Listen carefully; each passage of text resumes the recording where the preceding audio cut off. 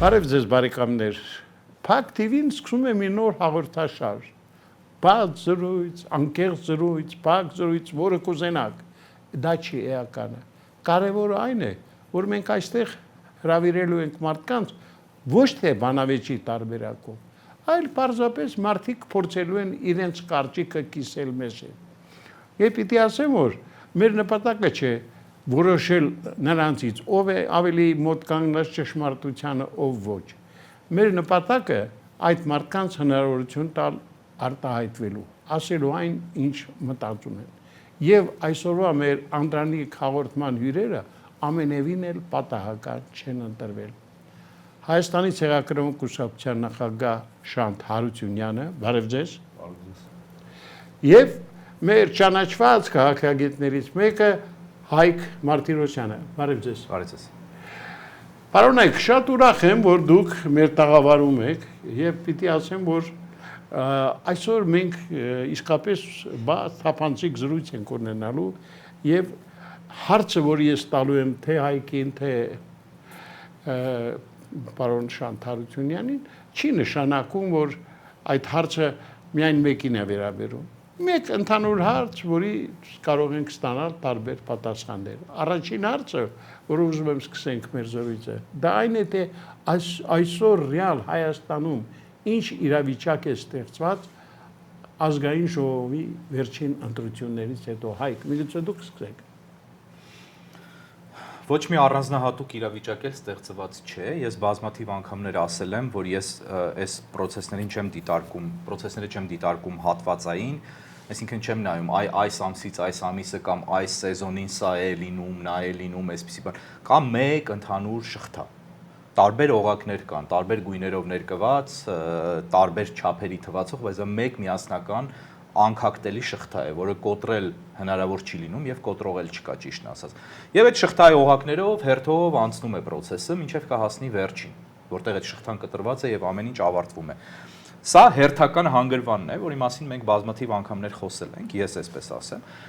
Եվ ընտրություններից հետո հիմա տեղի ունենում այն, ինչ տրամաբանորեն պիտի տեղի ունենար, եւ այն, ինչի մասին բառացիորեն ես զգուշացրել եմ նախքան ընտրությունները։ Ոչ թե զգուշացրել եմ, այլ ասել եմ, արտահայտվել։ 6 ամիս առաջ, լավ իր։ Այո։ Դեռևս 1 տարի առաջ անգամ։ Չէ, մեզ մոտ 6 ամիս առաջ այո, ընտրությունների։ Բայց մասնավորապես մինչև Եվրոմեդիա 24-ի եթերից արգելվելը, երբ հրավիրում էին, այդ ժամանակ ասել եմ այնտեղ մի քանի անգամ եմ ասել, դրա համար եմ ընդգծում։ Հիմա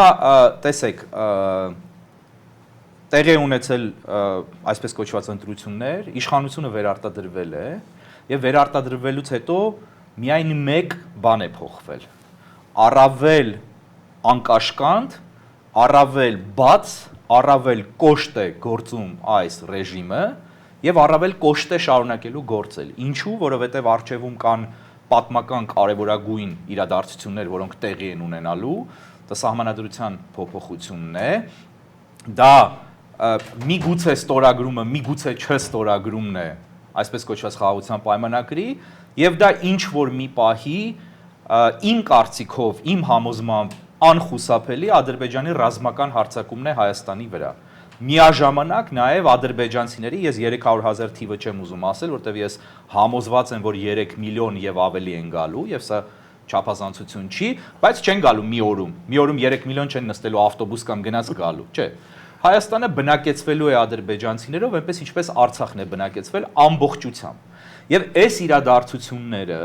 դա սկսելու է 3 հոգուց, սկսելու է 30 հոգուց։ Այսպես, եւ դա process է լինելու, բայց այդ 3 եւ 30 հոգին նույնն է ինչ 3 միլիոնը։ 300,000-ը պայմանական թիվ է, թեև ադրբեջանական աղբյուրները, ադրբեջանական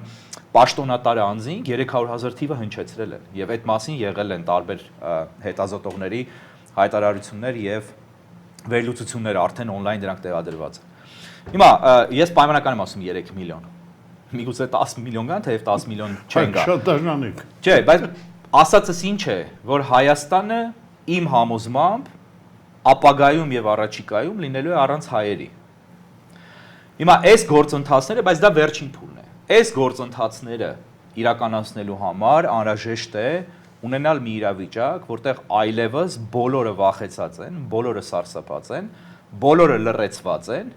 եւ չկա որևէ խոչընդոտ։ Եվ սա է միայն փոխվել այս ամբողջ շղթային նախորդ օղակների համեմատությամբ։ Մենք տեսնում ենք իշխանության շատ կոշտ վարքագիծ եւ անկեղծ ասեմ, ես գտնում եմ, որ դա գուցե արդարացված է։ Գնացել քվյարկել են, հայ ժողովուրդը քվյարկել է այդ ապագայի օգտին եւ այդ ապագան գալիս է։ Ես այդտեղ արդեն աննորմալ բան չեմ տեսնում, անկեղծ ասած։ Շատ դաժան իրողություն է նկարագրում։ Հա, ես դե կանեմ իր հետ այտենց վերլուծեմ իր ամբողջ ասածը։ Այդ ինչ որ ինքը ասում է Հայկը, Հայկ ջան կներես, եթե սենց անունով դիմեմ, էլի ազգանունով չդիմեմ։ Ուրեմն այդ process-ը ծրագիր է, որ ասենք հաջորդի դեմ փորձում են իրականացնել։ Բայց մենք հայերս նես չի որ դիտորիմը Հայկին լսում էին մտածում ես որ օրինակ Ֆրանսիայից կամ Ամերիկայից մի հատ քաղաքագետ գա, իրապես դոկտոր, խոսքը այլ ազգի էլի, ինձ ֆրանսիացի ասեն կամ ամերիկացի, ոչ թե ծափմով հայ։ Ասենք գա արա Հայաստանի համար կամ Կովկասի ռեգիոնի համար վերլուծություն անի, որտեղ ըստ էության իր ասածը Կովկասյան վերլուծություն, ռեգիոնալ ապագայի մասին վերլուծություն, ուղղակի Հայաստանը դրա մեջ մի մասնիկա, մի հատվածի դեր է տանում։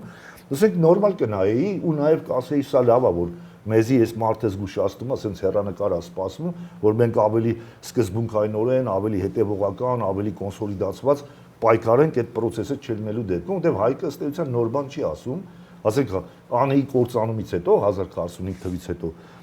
այդ քոչվոր թուրքերը մի մասը Ղզելբաշտ, մի մասը Սելջուկ, մի մասը Օսմանլու եկել են այդ նույն process-ը արել են Հայաստանում ու նես չի որ չի ստացվել, բայց նաև նես չի որ վերջնական բրծել է հաջորդը, այն ժամանակ դրանք թվականակը օբյեկտիվորեն ավելի փոքր քանակ էր, հայերն էլ օբյեկտիվորեն ավելի, ասենք 11-րդ դարում տավամ 5-6 միլիոն հայ կար էս ամբողջ արեալում ապրող, բնական է 100-200 թուրքը չէր կարա այդ process-ը կատարել, ինչ որ հիմա Հայկը նկարագրեց, որը հիմա ավելի ռեալ է։ Իրանք համ թվականակով են մեզից շատ, համ այլ ռեսուրսներով եւ այլ միջազգային քաղաքականության մեջ ավելի adekvat են։ Բայց ես ասենք իր ասացի հետ ինչի համաձայն չեմ, որտեղ մենք կանք պայքարում ենք, ճիշտ է Հայկը ասում է, ես իրեն ասի հանձնված է, ինքը ձեր մոտ ասես չէ, հարց է, ով է հանձնված, հիմա ու վերլուծում ասում ես ուրախ եմ, որ իմ կողմնակիցները շատանում են, այսինքն ես մտածում եմ, ասենք ուրախ եմ, որ հանձնվողները շատանում են, դա ասենք կարա, ասենք հետանենք ես համարում եմ ռուսը, թուրքը, ադրբեջանցին մեր թշնամին են, կարող է ասենք մեկ ուրիշներն էլ համարի, ենթարենք կան ասում են հрьяաները, Հայկը հակառակն է ասում, բան եւ այլ։ Ուզում եմ ասեմ ես այդ իրեկին համարում եմ հայ ժողովրդի ու Հայաստանի թշնամի։ Ես կարծում եմ, որ իրանք փորձում են հայ ժողովրդի ոգին կոտրեն, որպեսզի Հայկի ասած սցենարը ստանան։ Հիմա մեր մոտ կան, այո, ոգին կոտրված մարդիկ, որոնք հանձնված են, ասում են ապագան անհեռանկար է բան, բայց կան նաեւ մարդիկ, որոնք թույլ հույս ունեն։ Այսինքն ռեալ նայում ես հեռանկարը վատնա, բայց ասում կարող է հրաշք լինի բան։ Հիմա ես կարծում եմ Հայկ երբ որ այդ դիրքորոշումը ասում է, այդպես կատեգորիկ, ինքը այդ կասկածամիտներն էլ են կոտրում, լսում են հանձնվածների բանակը, այդ դեպքում քանի որ ինքը չի բանանա, ես էս մի հատ բան ասեցի այդ նախորդ հաղորդման, ասում եմ կներեք էլի Շանջան, ներողությունը թատելու համար մենք պարոն Հուշյան կարող ենք այնպես անել, որ հատված խոսենք, որտեվ ես չեմ կարողանում հիմա գրանցել, Շանթը բաներ ունի, որոնց ուզում եմ արձագանքել, էլի երթականությամբ, բայց որ շատ ասի կկուտակվի եւ ես չեմ կարողանա պատասխանել, ես լուր հարգանքով լսում եմ, բայց եթե կարելի է մի քիչ բաժին եւ եթե կարելի է ես նշումներ անեմ։ Ես նայ, այս վերլուծությանը հետ ասացի համաձայն եմ։ Հայկ ջան, պարոն Մարտիրոսյան ջան, ասացի, որ քո վերլուծության հետ համաձայն եմ, մտե կարծում եմ բան չի։ Իմ ասածը, որ թշնամիները ուզում են, այդ ռուս, թուրք, ադրբեջանական, այդ ձեր ասածը իրականացնեն հաջորդի դեմ։ Հիմա ձեր ու պրիտոմ հիբրիդային պատերազմ է այդում հաջորդի դեմ, էդի հետարքիրը գիտեք որն է, բոլոր կողմերը քաղաքական դաշտում ասում են, ռուսամետ ուժերը ասում են հիբրիդային պատերազմ է այդում թուրք, ադրբեջանա, արևմուտքի կողմից, կամ սիոնիստների, կամ մասոնների կողմից ասողներ էլ կան։ Նիկոլը դաժե պաշտոնապես, օրինակ ես ասում եմ, ռուսների ու թուրքերի ու ադրբեջանցիների կողմից այդում հիբրիդային պատերազմ։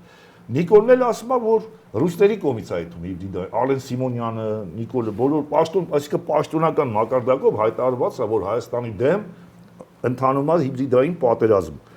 Ընդդիմադիր ուժերը, որոնք պարլամենտական են, այսինքն երկրորդ գլխավոր ուժերը, դրանք էլ են ընդունում, որ այդ հիբրիդային պատերազմ, բայց այլ ուժերի կողմից ոչ թե Ռուսաստանի։ Հիմա Ես ու իսկ այդ ովքեր տանում են հիբրիդային պատերազմի ժողովրդի ոչնչացնելու Հայկի նկարագրած իրավիճակը ստեղծելու համար, իրանք մարդկանց են ման գալի հայ ժողովրդի ներսում, որոնք փողի դիմաց կամ չգիտեմ այլ պատճառներով կամ մի ուրիշ պատճառներով, ասենք, որպեսի իրանց հետ օգտագործեն իրանց սարքեն իրանց գործակալ կամ դաշնակից կամ բան ժողովրդի ոգին կոտրելու համար։ Հիմա ես Հայկի պահը ինչ եմ ասում, որ դա դու կամա թե ակամա, այդ գործի ոնց որ նպաստողը լինես։ Որտեւ sense պահ կա, ես առիթ ունեցել եմ ասեմ, որ իմ շրջապատում կան մարդիկ, որոնք էլի մտածում են, որ անհույս է հայ ժողովրդի ապագան, անհույս է։ Այդ մարդկանց հետ ասենք կնուն կա ծնուն, դա չգիտեմ թաղում է, մաղում է, հանդիպում ենք, խոսում ենք, դենց երկար բանավեճ չեմ անում, որտեղ իրանք իրանց համար ապրում են։ Ասում ես ինչ երկրում սես բան, ասում ախպեր, անիմաստ է բաբշե բան։ Բայց իրանք չեն ելում տելևիզորով, վիդեոներով խոսում ոնց որ Հայկը։ Այսինքն իրանք ասում են ախպեր, մենք ցավում ենք մեր ազգի հիմար, բայց շանս չկա փրկվելու։ Դե չեն ելում խոսան, ես իրանց հետ շատ չեմ վիճում։ Բայց ես չեմ կարող հասկանալ մարդ, որ այդ սաղ ամեն ինչը հասկանում է, ու ասում է ես вообще կողք եմ քաշվել, անհույս վիճակ է, ես չեմ էլ պայքարելու բան, բայց հելում այդքան բան տելևիզորով ասում, այսինքն ինքը թշնամիների հետ հիբրիդային պատերազմի դետալ է դառնում, մասնակից է դառնում, որտեղ իմաստը չեմ տենում։ Ու նաև ասեցի, ասում, եթե Հայկ ասում է ես պատմաբան եմ ասում, ես կարող եմ պետք գրեմ 100 տարի հետո, որտեղ արևմուտքում էր Հայաստանի մասին լավ ճիշտ չեն օբյեկտիվ ներկայացնում, որ Մոզամբիկից մեկը կարդա իմանա։ Ես էլ ասեմ ախպեր, այդ Մոզամբիկցու մասին մտածում ես, բայց քեզի հետ Եվրոմեդիայում Գևորգ Մելիքյանը հարց է տալի, ասում է դու լուծում ունես, ասում է հայերը բոլոր շանսերը կորցրել են բան, ասում է լուծում չկա, ասում է կա, ասում է որն ասում է չեմ ասում, ասում է քեզ որտեղ մեկը չի լսելու հայ ժողովուրդը։ Քի այդ Մոզամբիկցու համար խոսում ես, որ ինչ ապագա է սպասվում։ Դու հայ ժողովրդի համար էլ խոսա, ելքը ասա, թող ինքը հանա դու քոնը ասա, բա այն մյուսն էլ կարող է պետք։ Մենք վերացում ենք բանավեճի, բայց հասկացա։ Ես այդ հարցերի հարցը պատասխանատու բաներ ասեց, մի այդքան էլ ես խոսեմ մի քիչ ավելի կարճ հավանաբար։ Առաջինը ես հուսով եի, որ չի լինի բանավեճ, բայց որտեվ ես բանավեճերի չեմ գնում մասնակցում, բայց վերացվեց միանգամից բանավեճի, օքեյ, խնդիր չի, ես խնդիր չեմ տեսնում։ Ես չեմ բանավիճելու, ես պատասխանելու եմ եւ երևի թե եթե գալուց շատ համոզված չի, հիմա համոզված եմ, որ լավ էր գալես, որովհետեւ այս հարցադրումները Շանթը հնչեցրել է բազմաթիվ անգամներ եթերներում, ինձ ուղված Ես շոյված եմ, որ անընդհատ ինձ է ուղում հարցադրումներ եթերներից։ Վերջում կասում խի։ Թեգուզելի եմ ասում։ Կարող ես եւ չասել, բայց օքեյ։ Ես իհարկե մի մասին հումորով եմ վերաբերվում, մի մասին լուրջ եմ վերաբերվում, որովհետեւ այդ հարցադրումները կան նաեւ շատերի մոտ էլ։ Եվ սա փաստորեն լավ հնարավորություն է արդեն մի վերջին անգամ հուսով եմ Շանթին դա ասելու, բացատրելու, հստակեցնելու, բայց ոչ միայն անձամբ Շանթին, այլև նրանց, ովքեր լսում են նրան եւ առաջին հայացքից համաձայնում են։ Առաջինը այդ պիտակավորումը, որ ես հանձնված եմ։ Ես հանձնված չեմ, որովհետև ես այն եզակի մարդկանցից եմ, որը խոսում է բաց եւ խոսում է բավական կոշտ։ Եվ ես խոսել եմ բավական կոշտ եւ բաց արդեն բավական վաղուց։ Այնքան վաղուց չէ, ինչքան Շանթը, որը բարուրից է խոսում, դեռևս չխոսած ժամանակից ինքը խոսում է, բայց ես ինչպես մինչև հաղորդումն էինք խոսում, առավել ուշ եմ մտել քաղաքականություն, բայց ուշը եւ շուտը այս պահին, կարևոր չեն, կարևորը ինչ ես խոսում, ինչ ես անում։ Մարդկա 500 տարի է քաղաքականության մեջ է, 5 կոպեկ չարժի այդ մեջը լինելը։ Ես քաղաքականության մեջ էլ չեմ։ Ես չեմ հանձնվել։ Եվ ես չեմ հասկանում հանձնվելու իմաստը։ Հանձնվում են, երբ կա պատերազմ, գալիս են քո վրա, դու վախենում ես կամ տեսնում ես ճար չկա, ձեռքի հետ բարձրացնում հանձնվում ես։ Պատերազմ չկա։ Քաղաքականության մեջ Հայաստանում, տարածաշրջանում, Հայաստանի, Ադրբեջանի հետ հարաբերություններում, Հայաստանի ժողովուրդ, Հայաստանի ռեժիմ հարաբերություններում պատերազմ չկա, կա տոտալ համաձայնություն։ Կան անհամաձայն մարդիկ, օրինակ Շանթը, օրինակ դուք, օրինակ ես։ Մենք արմատապես անհամաձայն ենք իրավիճակի հետ, բայց պատերազմ չկա, եթե չկա պատերազմ, չկան եւ հանձնվողներ։ Կան կամ կա ընդամենը մեկ այս ամբողջ հայկական դաշտում իրականությունը արձանագրող։ Շանթը կարևոր բաներ ասեց իր խոսքի մեջ, ինքն իրեն մասամբ հակասելով։ Նա ասեց, որ ստացվում է, որ հույս չկա եւ այլն, բայց ես ուզում եմ մի քիչ հույս ունենալ։ Ակնհայտ է, որ Շանթն էլ որպես մտածող մարդ քաղաքականությունից հասկացող հասկանում է, որ տարբերակ չկա, չի մնացել եւ մնում է միայն հրաշքի հույսը եւ հրաշք բառը օգտագործեց շանթը ներողություն։ Այդ հրաշքին, այո, կարելի է հուսալ եւ միշտ պետք է հուսալ, բայց նկատի ունենանք, որ կյանքը հրաշքներից չի բաղկացած։ Հրաշքներ լինում են, բայց 1 միլիոնից մի դեպքում, 1 միլիարդից մի դեպքում կամ ընդհանրապես չեն լինում որոշ առումներով հրաշքներ։ Դեռևս բաց Հիսուսի ժամանակներից ի վեր առնվազն 2026 տարի դեռևս որևէ մեկը հարություն չի առել։ Չհաշված Ղազարոսին, դա հրաշք կլիներ, չէ՞ որ մեռած մարդը հարություն առներ։ Դա տեղի չի ունեցել, այսինքն կան հրաշքներ, որոնք տեղի չեն, որոնք հակատրամաբանական են, տեղի չեն ունենում։ Հիմա Շանթը ասեց, որ ես ի տարբերություն այլոց ունեմ լսարան եւ իմ կողմնակիցներն էլ ըստ էության հանձնվածներ են, ես հանձնված չեմ, նորից եմ ասում։ Ես այն եզակիներից եմ, որ հանձնված չի եւ այն եզակին եմ, որը արձանագրում է այնպես ինչպես կա։ Հիմա Շանթի խնդրեմը իմ հետ եւ ոչ միայն Շանթի անունը տալիս են պայմանականորեն։ Այն մարդկանց, ովքեր այդպես են մտածում, նա է, դա ինձ առանձնապես չի ուզում, բայց բացատրեմ, նա է, որ ես արձանագրում եմ, այսինքն արձանագրողին, բանը ասողին, հույսերի վրա սառը ջուր լցնողին, բայց իրականության սառը ջուր լցնողին, միևնույն է հայկական մենթալիտետը չի կարող ընդունել, չի կարող հանդուրժել, որտեղ մարդիկ ուզում են գոնե ինքնախապեյությամբ իրենց գործունեությունը, իրենց խոսքը, իրենց քաղաքական դաշտում արկայությունը իրենց համար արդարացնել։ Ես չեմ ասում, որ դրա մեջ վատ բան կա։ Ես գտնում եմ, որ վատ է ինքնախապեյությունը, բայց եթե մարդիկ դրանից կոմֆորտ են ստանում, իրենք կարող են դա անել եւ անում են։ Բայց դրա համար պետք չի մեղադրել նրան, ով ասում է, որ դուք ինքնախապեյությամբ եք զբաղված, իրականությունը սա է։ Որտեղ եթե բժշկելու, եթե պայքարի 0.01% շանս այդ հրաշքը կարող է լինել, դա կարող է լինել միայն խնդրի եւ գալիք անխուսափելի իրականության, գիտակցության եւ գիտակցման պայմաններում։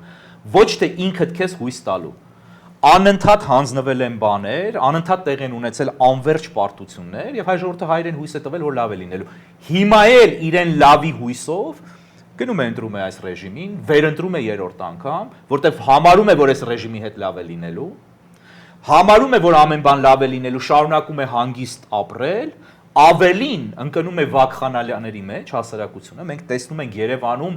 ամեն տարի ավելի ու ավելի տոնական մթնոլորտ է տիրում ամենուր։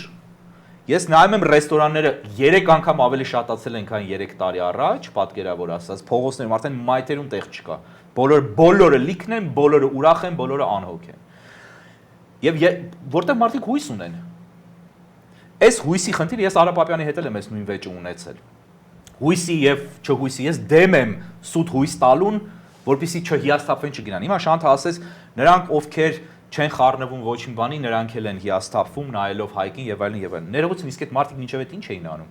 Չկարողա իրանք ոչ թե չեն խառնվում, ասի դեռ հույս կա կամ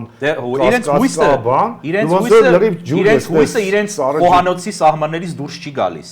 Իրենք հույս ունեն, չունեն, ոչինչ ոչ ձեզ չպետք է հետաքրքրի։ Այդ մարդիկ ոչինչ չեն արել։ Բա մեր գործունեությունը ինչի հիմա։ Շան, բացատրեմ։ Այդ մարդիկ ոչինչ չեն արել, այդ մարդիկ ոչինչ չեն անել։ Իսկ եթե ուզում եք, ես ուղղակի ուզում եմ բոլոր հարցերին պատասխանել։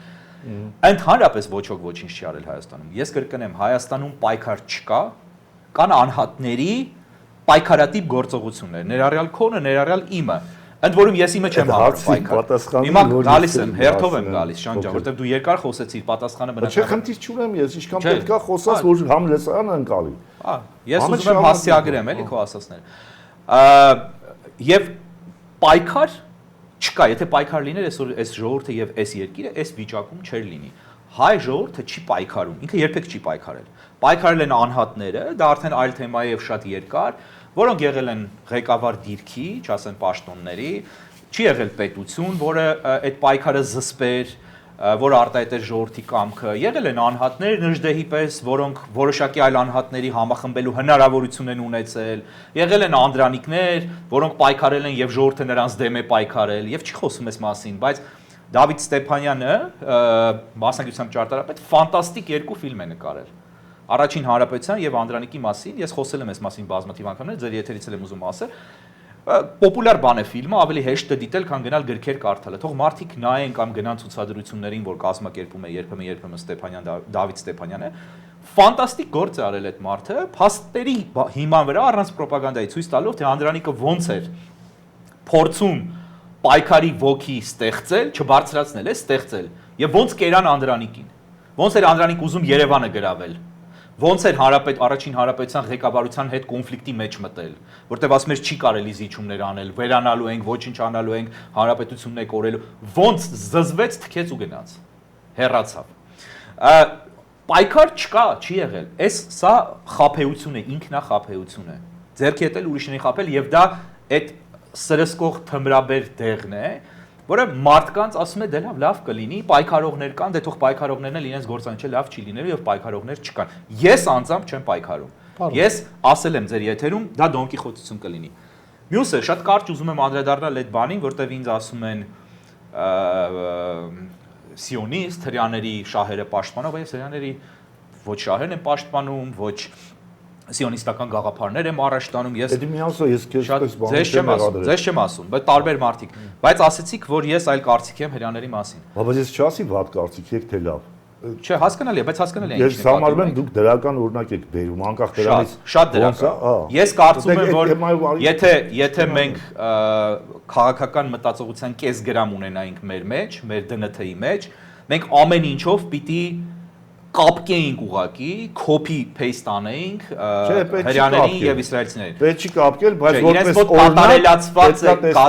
կատարելության է հասցված պետականաշինության եւ ազգապահպանման գաղափար։ Բայց դա չքննարկենք։ Կարճ բան ասեմ, շարունակեք, եթե պնդում եք այդքան, ասեմ, որ մինչեւ աշխարհի կողմից նվեր ստանալը պետությունը իրանք հայերից ավելի զիբիլ ազգ են եղել։ Իրենք նվեր չեն ստացել, երբևէ զիբիլ չեն եղել։ Նվեր են ստացել։ Չէ, իրենք երբևէ չեն եղել ամբողջ միջը գրական հայերից ավելի տանջված են եղել։ Հիշում եք վաճառական Շեյլոկը, որ դրանք ասլա միսս կտրեմ Շեքսպիրից չխոսենք, բայց դրանք հակասեմիտական բաներ են, որոնք միշտ եղել են։ Հրաժարվի կարգում իրենք հայերից ավելի հալածված են։ Բայց սա մի կողմ է։ Հալածվում են ինչի հիմար։ Դրա համար որ ասում են բաներ եք խոսում, շատ չեմ ուզում այդ մասին խոսել։ Հակասեմիտական չի, ասում եմ իրանք մինչև 48 թվի պետություն ունենալը, իրանք հայերից ավելի բետար վատ վիճակում են եղել։ Իսպանիայում էլ են հալածել կաթոլիկները։ Եվ դա ցույց է տալիս, թե իրենք ինչքան բաներ ունեն կոպի անելու իրենց։ Եթե իրանք պետությունը նվեր չստանային, երկրորդ համաշխարհային նվեր են ստացել։ Մենք պետությունը նվեր ենք տալիս, իրենք ստեղծում են։ Պնդում եք իրանք ստեղծել են, ուրեմն դուք ստիպված եք ընդունել դավադրությունների տեսությունը սիոնիստների ու մասոնների կողմից։ Դրանք հիմարություններ են, բայց հիմա դրանց մասին չխոսենք։ Ասում եք, որ իրենք թշնամի են Հայաստանին։ Ես կարծում եմ, որ Իսրայելը կարող է դառնալ թշնամի եւ թշնամի դառնալու ճանապարհին է, երբևէ չի եղել թշնամի եւ դա շատ արդարացված է։ Դա հայերի վաստակած թշնամությունն է։ Հայերի նկատի չունեմ ազգի կամ ժողովրդի, դա պետության, հայկական պետության եւ Հայաստանը ամեն ինչ արել է եւ հիմա հատկապես անում է, որպեսզի Իսրայելին թշնամացնի իր հետ։ Եվ շատ նորմալ է, որ Իսրայելը թշնամանա։ Չէ, հիմա այս չի որ հատուկ, իրանք ամեն ինչ անում են բոլորի հետ թշնամանալու համար։ Իրենք ամեն ինչ անում են, որպեսզի իրենց համար ճիշտ լինի։ Եվ դրանից մենք պիտի օրինակ վերցնենք, ոչ թե քննադատենք։ Հայերը ոչ թե ամեն ինչ անում են, որ Իսրայելի հետ թշնամի լինեն, այլ հայերը ամեն ինչ անում են, որ բոլորի հետ թշնամի լինեն, ոչ թե առանձնահատուկ Իսրայելի դեմ։ Չէ, առանձնահատուկ Իսրայելի դեմ Թուրքիայի դրդմամբ։ Նաև, բայց մնացած այդ մասով համաձայն եմ ձեր հետ։ Հիմա ասում եք թշնամիները նստած նայում են Հայաստանում ինչ թեզեր կան, ինչ ռոպագանդիստական բաներ կան եւ հայկի պես մարդկանց են ման գալիս, չէ, իմ պես մարդկանց։ Չէ, բայց քո արարքը կամա թե ակամա նպաստում է այդ ողջ։ Շնորհակալություն, որ այդ կամա թե ակաման ասում եք գոնե այդտեղ խնայում ես, շանտ, բայց ասեմ ես շատ հանգիստ եմ վերաբերվում, էլի ամեն տիպի բաներ։ Դիսկուսիա է սա, դրանից այն կողմ չի էլի, որ ասես դու էլ ինձի աբարոտ կայի։ Ուզում ես լավ ասի, դիսկուսիա, այսինքն քննարկում։ Այո, քննարկում։ Ուզում եմ այս սրան անպայման անդրադառնալ։ Այսինքն ես ինչա թշնամական գործակալ եմ, որ ճիշտ բան եմ ասում։ Ես եթե որևէ սխալ բան եմ ասում, չէ, հարց չեմ տալիս, ես ռետորական հարց եմ տալիս։ Եթե սխալ բան եմ ասում, կարելի է մատնացույց անել եւ ասել, այ այստեղ բնորոշումը սխալ է, ընդ որում Շանթը ինքը համաձայնեց, որ այն պատկերը, որ ես պատկերեցի, դա իրականություն է եւ դա եղել է արդեն նախկինում, ինչպես Շանթը հաստատեց, շնորհակալություն հաստատելու համար, եւ դա լինելու է, դա է ծրագիրը։ Եթե ես այդ ծրագրի մասին խոսում եմ, ստացվում է ես թշնամու բանը օրակարգն եմ իրականացնում եւ եւս մի հռետորական հարց, Շանթին եւ այլոց։ Եթե ես այդ իր ակնարկով թշնամու շահերը կամա թե ակամա սպասարկող մարդ եմ։ Ուզում եմ հարցնել, իսկ գործակալներ չկան թշնամու Հայաստանում։ Ոքի չկան։ Իսկ դրանք շատ ավելի ծանրակշիռ դիրքերում չեն, քան ես։ Իմ դիրքը 0 է։ Ես ոչ մի դիրք չունեմ, ոչ պետական, ոչ ֆինանսական։ Թե ձեր հասցեին, թե շանթի հասցեին, մենք հաճախ կոմենտներ ենք կարդում, որ նրանք այս կամ այն պետության գործակալն են։ Ծիծաղելի է, բայց դա դուք երևի առաջին անգամ չեք դա լսում։ Հա, այո։ Ես միանշանակ հավատացած եմ, որ շանթը որևէ պետության գործակալ չի, միանշանակ հավատացած եմ։ Եվ իմ պահով էլ որպես փաստ գիտեմ, որ չեմ։ Բայց այդ գործակալ մեղադրանքը Հայաստանում ուղղակի ծիծաղելի է։ Հասկանում եք, այս իրավիճակի մեջ, երբ որ պարզ է թե ով է, ինչ դիրքերում ովքեր ինչ են, երբ որ պարզ է թե ժողովրդի մի հատված ինչ է համակրում, ինչ է սիրում, ինչի է պատրաստ, ինչ է արել, ինչ է անում, չեմ ասում լավ կամ վատ, ուղղակի ինչ է անում։ Այս իրավիճակում վերցնել անհատ մարդկանց, որոնք խոսք են ասում, եւ ասել անհատ մարդկանց մնացածը մենք գիտենք ով է, գոնե ենթադրում ենք ով կարող է գործակալ լինել, ով չէ, չէ, ուղիղ գործակալ, բայց շանթին մեղադրել գործակալ լինելու մեջ կամի ծիծաղելի է։ Բայց հիմա այս ծիծաղելին թողնենք մի կողմ։ Իմ համար ծիծաղելի է նաեւ որ շանթը այս ամբողջ իրավիճակի մեջ ասում է կամա թե ակամա դու թշնամու թեզեր ես, այսինքն ես ճշմարտությունը ի հայտ բերելով թշնամու թեզեն եմ ասում։ Թողես փոքր ռեպլիկա անեմ ու ելի շարունակես։ Երբ որ հրաշքի մասին ասի, ես երբ շեշտեի հրաշք ճակերտների մեջ նկատի ունեմ, այսինքն ես հրաշք ասելով նկատի չունեի աստվածաշնչյան հրաշքները,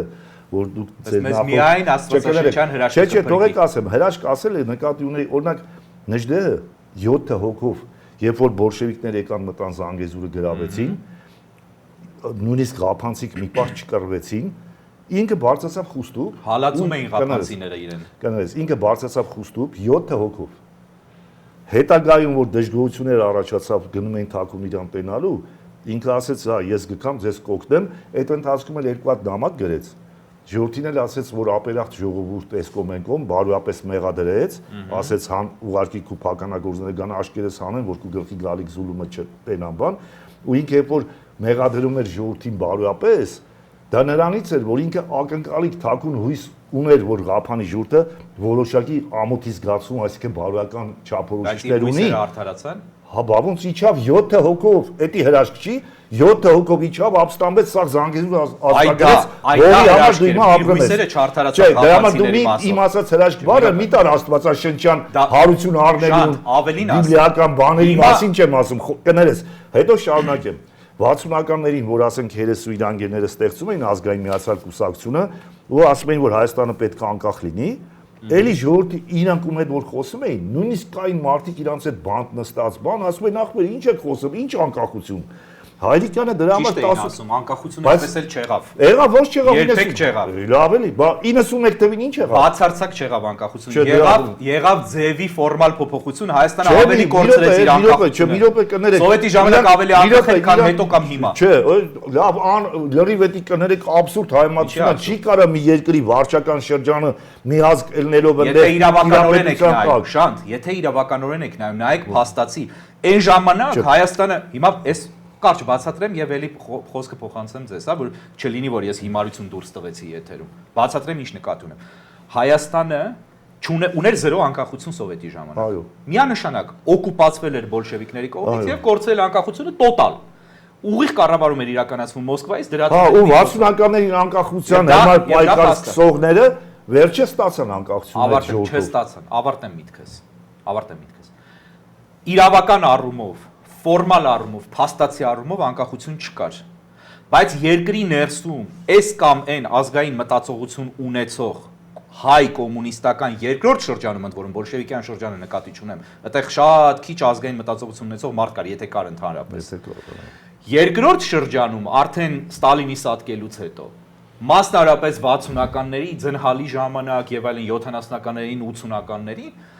որոշակի ազգային մտածողություն ունեցող եւ շատ ազգային մտածողություն ունեցող մարդիկ կային ղեկավարության մեջ։ Այդ մարդիկ շատ ավելի բան էին անում Հայաստանի համար եւ ազգայինի համար,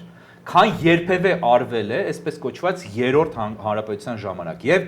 իրենք ավելի անկախություն էին ապահովում որոշակի որոշումներ կորզելով Մոսկվայից իրենց վերադասներից ուղիղ,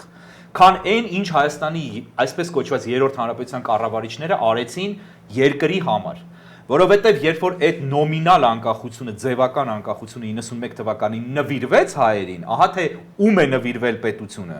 հայերին է նվիրվել, ընդ որում երկու անգամ հանրապետությունը։ Մի անգամ 18 թվականին, մի անգամ 91 թվականին։ Ձեր հայրը մեծ գործ է արել, եղել է այլախոհ, դու այլախոհ ես եղել, քո տղան այլախոհ է, դա ոչ ոք չի հերքում, Շանթ։ Բայց իրենք չեն ստեղծել հանրապետությունը։ Ցավոք սրտի, լավ կլներ իրենք ստեղծած լինեն։ Ասեմ ավարտեմ, էլի ներողություն, ես էլ ասեմ եւ խոսքը փոխանցեմ։ Այդ դա պատմական հանգամանքներով այդ բանը ստեղծվեց, նվիրվեց։ Եվ դրանից հետո արդեն դադարեց Հայաստանը ստանալ Մոսկվայից դոտացիաներ, սեփական տարածքն է, չէ՞, սեփական ստրկական տարածքն է Հայաստանը Մոսկվայի։ Թուրքիայում որ հայերը Վանում ապրեին, ընդդես դոտացիա թուրքերի Ստամբուլից Անկարայից չէին ստանալու։ Կայսրությունը իր տարածքին չի տալի, բայց ասածը դա է։ Ես դա եմ այնց ասում։ Եղավ անկախ էին ուրեմն։ Չեմ ասում անկախ է, այ եթե ունենային ինքնավարություն որոշակի տարածք վերահսկեին եւ ազգային մտածողություն ունեցող մարդիկ ինչ-որ հայերը ունեին շատ բառացի ես հասկանում։ Ես չասեցի անկախ է։ Եկեղեցին հայ պատրիարքը ազգային ժողովուրդներ ազգային սահմանադրություն բան ունեն։ Ես ախր 5 անգամ ասեցի, որ ոչ մի առումով անկախ չէին, բայց անկախ որոշակի։ Չէ, ասես դոտացիա է։ Դա պայմանականություն է, իհարկե, բա Հայաստանը ինչ ֆինանսներ ունի։ Հիմա ոնց որ ասես Հայաստանը մի հատ լորի մարզին դոտացիա չտա։ Հայաստանը անկախ պետություն է այսօր։ Երբևէ Հայաստանի մաս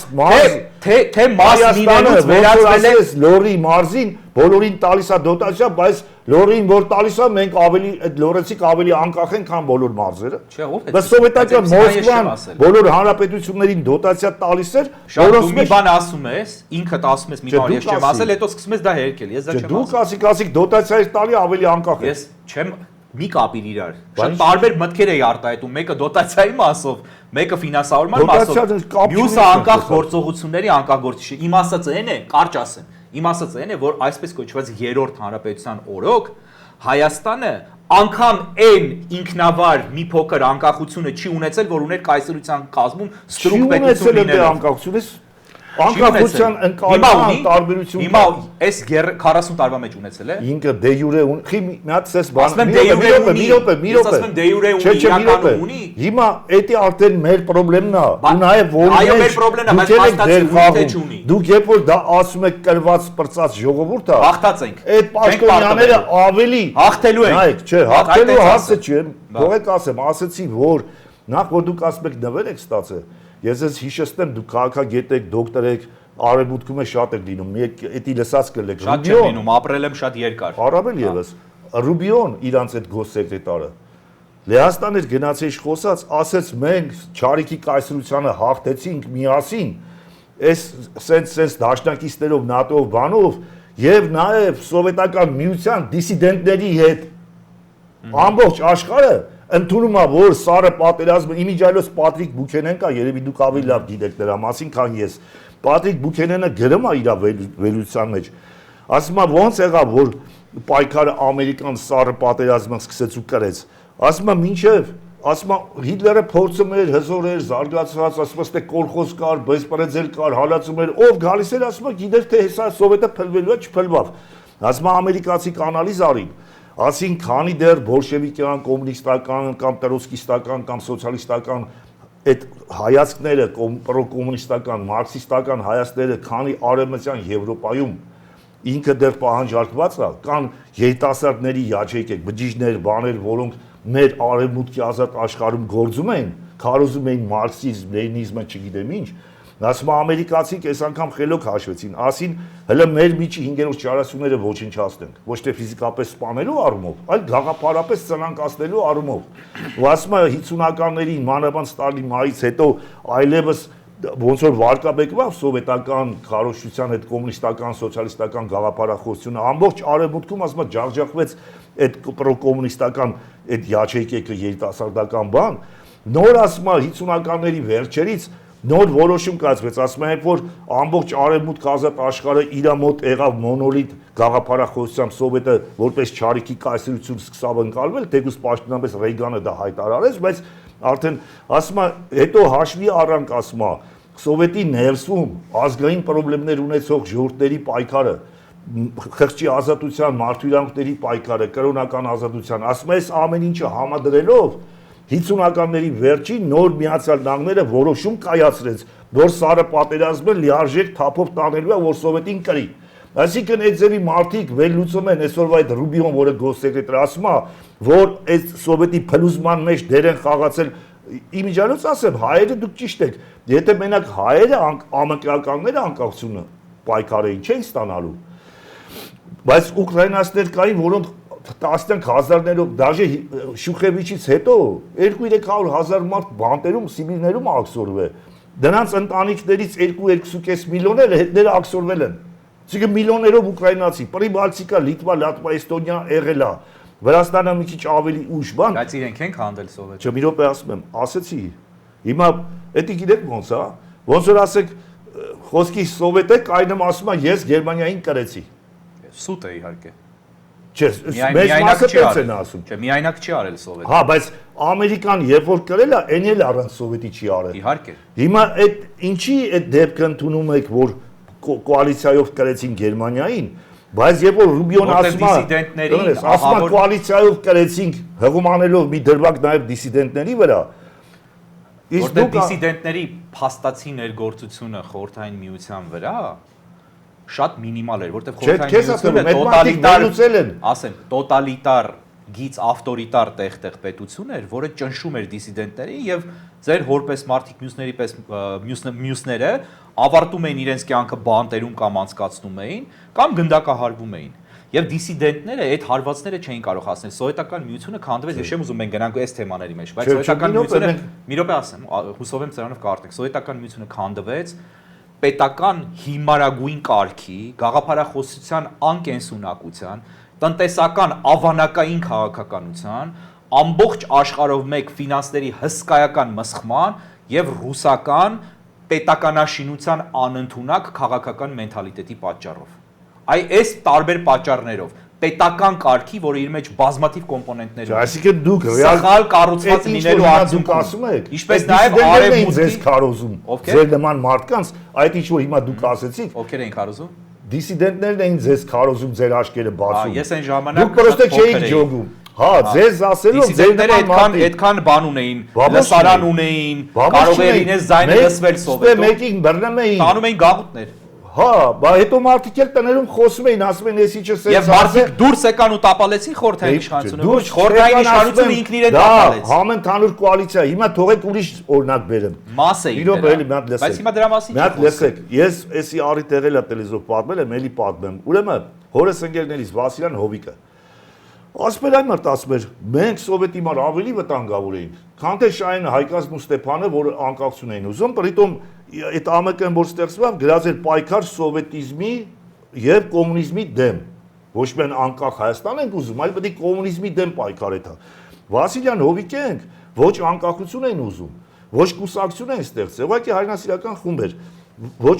Սովետի դեմ էին պայքար հայտարարել, ոչ կոմունիզմի, դաժե իրենք կարծեմ Քոչինյանին թե Խրուշչովին էլ էին գրել այդ հողերի Նախճեվանի բանի, Մասիսի բանի հետ կապված, այսինքն ու ասում եմ մեզ 5-6-7 տարի տվին, իրանց Շահյանին տվին 3, Ստեփանին 4, Հայկազին 5 տարի բան, ասում եմ ուտե մենք ավելի խելացի էինք, ավելի վտանգավոր էինք, բաս այս բաները ասում, դե հորս ընկերներն ես չէի վիճում, հետո ջայլ տղա եմ, վաղ 23 տարեկան 88-ին ինչ պետք է վիճեի, չէի կարևորում, բայց իրան հարգում էի Հովիկին, իր տեսակետը լսում էի։ Բայց միշտ մոռանում էի հորս մի անգամ այդ հարցը տայի։ Այս 2013 թիվն էր, երբ էր, որ վերջի տարիները Skype-ով խոսում եք մի օր հիշա, ասի պապա, ասի Հովիկս էս բանը ասում, երես խնդաց։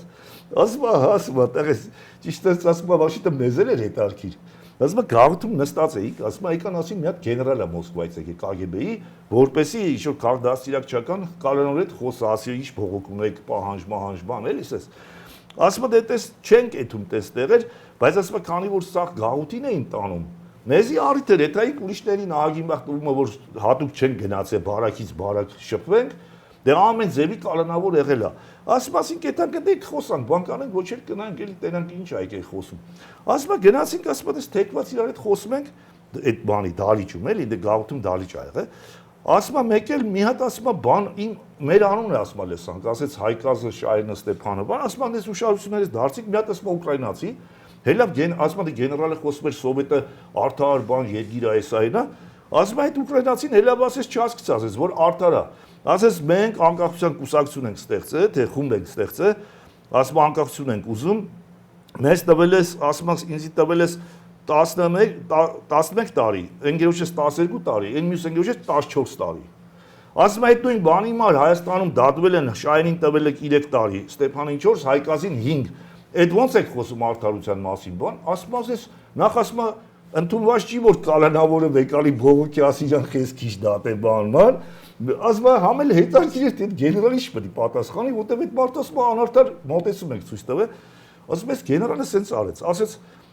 կան հանցագործություններ սպეციფიկ ռեսպուբլիկաների հետ պայմանավորված այդ դրա ռեսպուբլիկայի, ասենք օրինակ ոնց որ կարող է ասեն միտեղ բանը բռնաբարությունը, որտեղ շատ է տարածված, այդտեղ ասենք էլի 8-ից 15 տարի, որտեղ քիչ է կարող է 6-ից 10 տարի խոսքի, կամ ասենք ավտոուգոնը ես հիշում եմ, ես եսել եմ Ռուսաստանում նստել։ Դիսիդենտների դերը այդքան կարևոր չէ, քանդման գործը։ Չէ, մի րոպե ասեմ։ Հա այդ մասին եմ ասում, բայց էլի ոչ թե այդքան կարևոր չէ, ասեմ։ Ասենք այտենց բաներ կորնեք Հայաստանում վիտրիզվիցել միակ հանրապետություն եղել, գոնե դուք կհիշեք, չի եղել վիտրիզվիցել, էլի, որտեղ հայերը ասենք կամ այդքան չէին խմում, կամ վեկալում տանում էին տուն, կամ էլ իրանց տանը պահում էին, ասում էին առավոտ կեթաս, ոչ եմ տենց չի եղել, այս գեներալն ասում, որ ամեն մեկ սպეციფիկա է։ Ասեց Հայաստանում անկախություն որ ուզում են, ժողովուրդը ծիծաղում է դրա վրա։ Մենք կարիք չունենք ավելորդ իրանց պատիժ տալով լրջացնելու իրանց դերակատարությունը, բայց Ուկրաինայում ասեց, եթե ձեզ այդքան խիստ չպատժենք, ոչ թե տասնյակ հազար, այլ 100,000-ավորները գկան ձեր հետևից։ Պատմությունը դա ապացուցեց։ Չէ, մի րոպե, Չէ, մի րոպե, չէ, մի հատ լսեք, ուզեմ ասեմ, որ երբ որ դուք ասում եք դիսիդենտների դերը տենց չի եղել, հենց հիմա Ուկրաինան այդ դիսիդենտների արդյունքում Ռուսաստանի դեմ պատերազմ է մղում։ Հենց հիմա Հայաստանի դիսիդենտների մասին։ Մի րոպե, էլի։ Պրիբալտիկա Լիտվայում էլ է եղել, բայց ես ձեզ ասեմ, որ էդի հենց առաջի 3 հոգին էին։ Իսկ սովետական միությունում միակ կուսակցությունը, որ միջև սովետի փլուզում գործել է, էդի ԱՄԿ-ն է եղել։ Ուրիշ ռեսպուբլիկաներում ելել են ավելի շատ քանակով պայքարել են։ Բայց համաձայնեցինք, դուք իմ ասածը ապացուցեցիք, հաստատեցիք։ Դե համար որ Հայաստանի դիսիդենտները չեն քանդել սովետը։ Ես ձեր ասածը Ձեզ թվում է հերքեցիք, իրականում ապացուցեցիք։ Թողեք ասեմ ձեր ասածը հերքեցի, որ հրաշքներ լինում են 3 հոգով կուսակցություն ստեղծեցին։ Եկավ Պաուլ Հայրիկյան իր խմբով, եկավ Աշոտն, Ազատը, էլի եկան Վարդան Հարությունյանը, Իշխանը Մկրտչյան, սերունդներով 20 միջև սովետի փլուզումը, այդ ԱՄԿ-ն, այսինքն ես չագետներով ասեցի հրաշք։ Արցախում եղավ հրաշք, պահվեց Արցախը։ Արցախի process ուրիշ է, եկեք հենց Կարսում եղավ հրաշք, Անիում եղավ հրաշք, որի մասին։ Զանգեզուրում եղավ, եթե գնում եք Կարս, ասեմ Նժդեհը Զանգեզուրում 7 հոգով Զանգեզուրում եղավ ժամանակավոր 7 հոգով արել։ Հրաշքն անգամ ժամանակավոր է։ Երբ որ այ այդ քո ասած ընդհանուր գիտակցությունը չկա, մի րոպե, Զանգեզուրը կորցնելու ենք շուտով եւ կարծում եմ այդտեղ դու էլ չես կասկածում։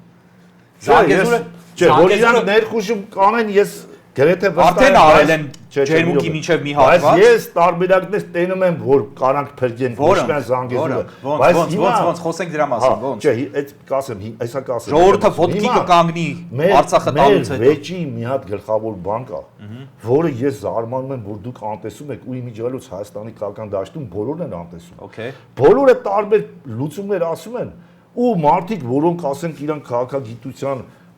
ասենք խոսքի ոչ Պապյան, խեմ հա ասում, նաև ասեմ խիեմ ես այս սիտուացիայում ասի, քանի որ մենք Հայկը Մարտիրոսյան, Պապյանը, Արա Պապյանը եւ Գուրգենը Սիմոնյանը հանդես են գալիս մեր այն դաշտում, որտեղ ես սաղճանքս պայքարել եմ։ Այդ դաշտի մեջ դրա համար ես որ ռուսներին անկախական պոզիցիայից քննադատում են ոչ միայն բանը թուրք-ադրբեջանցիներին, այլև ռուսներին որպես իմպերիայի դեմ պայքարի դրոշ եւ իրանք իշխանության կողմնակից չեն։ Ասենք Շիրինյանը, ասեցի Արամ Սարգսյանը, բան Բաբաջանյանը, բանը Խզմալյանը հիմա մի քիչ բա իրանք էլի քննադատել են այդ ռուսական քաղաքականությունը, բայց իրանք եղել են իշխանամետ։ Ես ոչ Հայկի մոտ եմ տեսել, թեկուզ վերջերս գովում էիր, ասում էիր մի հատ տղենա բան, բա տենց չի։ Չէ։ Չէ, տենց Չէ, չի։ չէ։ Հիմա ոնց տենց չի։ չէ, հիմա ոնց որ ասես սովետի վախտել ասես Ստալինը միակ տղեն հա կամ Բա ինչ էր։ Խրուշչովը Բա ինչ էր։ Բա միակ տղեն էր։ Զաչում արի տալես Խրուշչովը իրան։ Դաժե էլ ասում է Բերյանել թույնեց սպանեց։ Ստալինին, Խրուշչովը Ստալինին։ Բա ինչ խայտարակ արես։ Խրուշչովը Ստալինի ժամանակ նապաստակ էր Ստալինի աշխատում։ ժամանակ չէ։ Բա Ստալինը մինչև չմեռավ։ Հա։ Մինչև չմեռավ, Խրուշչովը Խրուշչով չդառավ։ Վերսիաներ կա, չէ՞ որ ասում են Տարբերակը, բայց ապացուցված չի, բայց վերադառնանք այդ Բայց իրան ոչնչացրեց Մի րոպե, Խրուշչովը սովետներ, այն որ նոր ասում է։ Ստալինի դուք ենեն դերեմ ասում է Ստալինի հետ մահու Հետո ինչ։ իշխանությունը ոչնչացրեց Հետո ինչ։ Խրուշչովը ոնց։ Բայց օրինակ հիմա Կենթանության օրոք բոլորը նապաստակ էին հա աշխատում։ հետո ինչ։ Մի րոպե, այդպես էր։ Հիմա բայց մի կողմ։ Փլուզվավ, չէ։ Ինձ հետաքրքիր է ինչ էի ասում։ Փլուզվավ, սովետներ փլուզվավ։ Շանտ։ Իմիջայլոց կնել մի բան ասեմ։ Ինձ որ Արաբատյանին դնում եք մի խմբի մեջ, ես դա հասկանում եմ։ Բայց այդտեղ ուրիշ անուններ էլ հնչեց, ինձ հետաքրքիր է ուր է գնում սա, էլի։ Ասում եմ խմբի մեջ չի, դաշտի մեջ է։ Հա, դաշտի մեջ, պոզիցիայից դուք էլ եք հանդես գալի, դրա համար ես ստիպված փորձում եմ ձեր այդ բանավեճը տանեմ։ Պրոբլեմը ուզում եմ վերադառնանք մտքին, էլի։ Հա, ասեցի էլի։ Չէ, ես նախ փորձեցի հիմնավորեմ, որ պայքարողները բոլորն էլ դերակատար եղել են։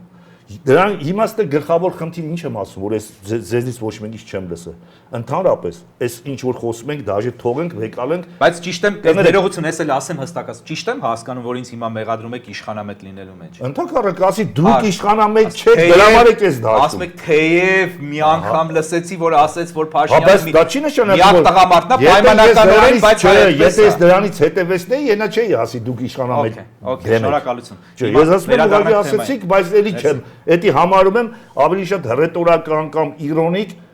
պահված։ Վերադառնանք թեմային, հա, հետաքրքիր է։ Հիմա տեսեք, ես համարում եմ ընդհանրապես Հայաստանը հլը մի պահ թողենք։ Վերցնենք Իռլանդիա, վերցնենք, չգիտեմ, Մոզամբիկ, ցանկացած որզեր ասած երկիրը։ Ազգ ու պետություն կարա կերտվի, եթե կա դաստիարակություն արժեքային։ Միանշանակ։ Ոչ մեկից էլ չեմ լսել, որ դուք ելնեք ժողովրդին քարոզեք։ Մեկը գալի ասում է բարեփոխումների փաթեթ բերեմ, մեկը գալի ասում է զենքերը շատացնեմ, ուժեղացնեմ։ Հետևանքներ, ես այդ կոնտեքստում մի անգամ չեմ լսել, որ ժողովրդին քարոզեք, որ ասեք ժողովուրդ ջան, կրթությունը բաբշե կապ չունի։ Դաստիարակությունն է կարևոր, են էլ բարոյական արժի համակարգի դաստիարակությունը, հա։ Ու դրա համար բոլորը իմ համար մտնում եք թշնամիների ճամբար։ Всё, մենք թշնամի ենք։ Պատասխանեմ հիմա։ Դուք ինձ թշնամի չեք, այդ հայ այնքան տես մարդիկ կան, բայց դուք ակտիվ եք, խելացի եք, զարմանում եմ ինչի չեք քարոզում, որ եւ գալաշ զարմանքան բարատեմ։ Ու ավարտեմ։ Հիմա երբ որ դուք ասում եք 91-ից իբր անկախ ենք, բայց չեղավ, որովհետեւ 91-ից դաստիարակության որակը ավելի ընկավ, քան սովետական Հայաստանի ժամանակ։ Շատ ավելի ընկավ, ոչնչացվեց վերջնականապես։ Հիմա բայց գամ ասացի։ Համաձայն չեք, ենա համաձայն եք։ Որտեվ ավելի ընկավ չէ, շատ ավելի ընկավ։ Նես չէր որ բարձր է։ Ասում եմ ավելի չընկավ է, շատ ավելի ընկավ։ Այդ մասով համաձայն չէ, որ ոչ թե ավելի, այլ շատ։ Ռետորական բան։ Այդ արժեքների պահով ինչ խոսանք։